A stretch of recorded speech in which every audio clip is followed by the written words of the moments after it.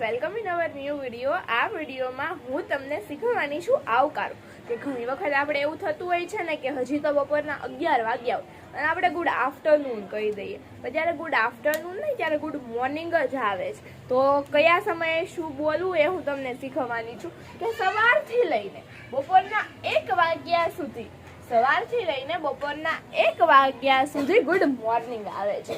પછી બપોરના 1 વાગ્યાથી લઈને સાંજના 5 વાગ્યા સુધી ગુડ આફ્ટરનૂન આવે છે અને સાંજના 5 વાગ્યાથી લઈને રાતના 11 વાગ્યા સુધી ગુડ ઇવનિંગ આવે છે અને રાત્રે સૂતી વખતે ગુડ નાઇટ આવે છે।